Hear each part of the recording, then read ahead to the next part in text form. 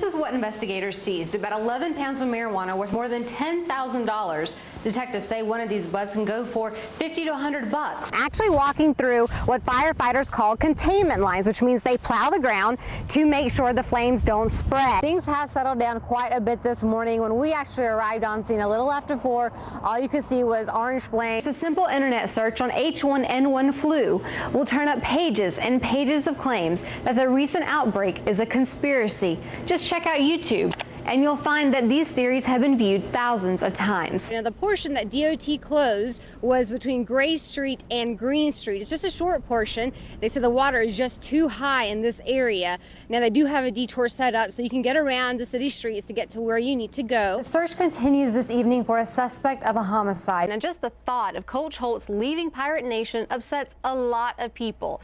And the topic's even hotter online. If you just take a look at message boards, you'll see people are very, very opinionated about the situation. In fact, I want to show you. I logged on to boneyardbanter.com earlier today, and I found that fans were posting hundreds and hundreds of messages about the situation. In fact, fans were posting messages within just a few minutes of each other. And while the discussion is heavy online, it's heavy in the community too. This is crap. This is creating hate, hate, hate. Bill Harper isn't known to hold back his opinion, especially with this year's presidential election. Harper says he wanted people to vote Republican and thought the coffin would get that message across. On that same coffin, there was 3 posters of poor Joe the plumber taxed to death. The coffin was about taxes. But the taxes didn't get the attention the Barack Obama stickers on the casket did. The North Carolina NAACP says it's voter intimidation. Do you think it is voter intimidation? Absolutely not. Having a coffin out there, do you not think that sends like an intimidating message? None whatsoever. So is there a part of you that understands why the African American community may be offended by this? No. This thing right here has got nothing in this world to do with racism. Nothing in this world. Or intimidation? Or intimidation. Look, I'm 70 damn years old. I got no hearing. I'm bald-headed, and I'm supposed to intimidate somebody? Harper says he's used the coffin before in races where there were white candidates. But the NAACP says it's unacceptable. You look for something like that 40, 50 years ago. Not at this time. You know, people supposed to be more civilized. And it just was an ugly thing to do. But Harper says he thinks his right to free speech has been violated. In Craven County, Parul Joshi, Eyewitness News 9 on the CW. This is the Relier's third freshwater prawn harvest, and last year I attended, but they told me if I wanted to come this time, I had to get in the water, so I'm going in.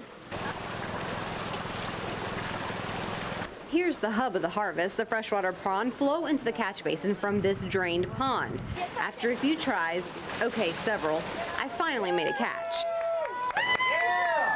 Once the prawn are caught, they're weighed, rinsed, and stored in a tank. What doesn't make it to the basin has to be grabbed by hand. The pros made it look easy, so I decided to brave the mud pit. He thought I couldn't do it! Let's just say I was better at catching them from the water. Once the work is done at the pond site, Say bye. the prawn are transported to the farmhouse. The prawn are frozen and prepared for shipping. These prawn have been growing since May. They started as small as mosquitoes. Producer Chad Jacobs says Eastern North Carolina is prime prawn country. It's mostly the soil content. As long as you got good, as long as you got good soil, good calcium content in your soil, good clean water, you can do it. The prawns that we produce, they're all natural, they're fed natural, all natural foods. There's no chemicals, no additives, no preservatives, so it's a completely healthy product, and you cannot get that anywhere else that's being imported in our country. Natalie Relier and her husband John started Crazy Claws Prawn Company looking to make prawn farming a major industry of the East. And with close to 1,400 pounds of prawn coming from their 2-acre pond, she hopes they're well on their way. In Greene County, Parul Joshi, Eyewitness News 9, on your side. I was laying on the floor watching TV, and that's when I heard gunshots.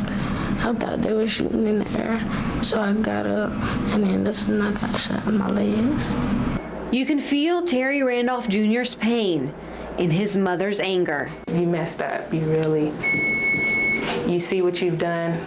As you see my son lay in this hospital bed, if you could just feel my pain as a mother, but you probably, with your stupid selves, probably sitting back, oh, I just shot the wrong guy. You think it's no big deal. You think it's no problem. We'll get him, right? Guess what? He's 12 years old. He doesn't even know anything about this kind of violence. He's scared to go home to his father's house where he felt safe. Safe is something Terry's not sure he'll ever feel again. And as Shavora Randolph helps her son heal, she says she wants to turn this experience around. With me and his dad raising him, trying to do the best we can, we're going to try to raise a boy that will go out in the community and make a difference one day. In Greenville, Parul Joshi, Eyewitness News 9, on your side.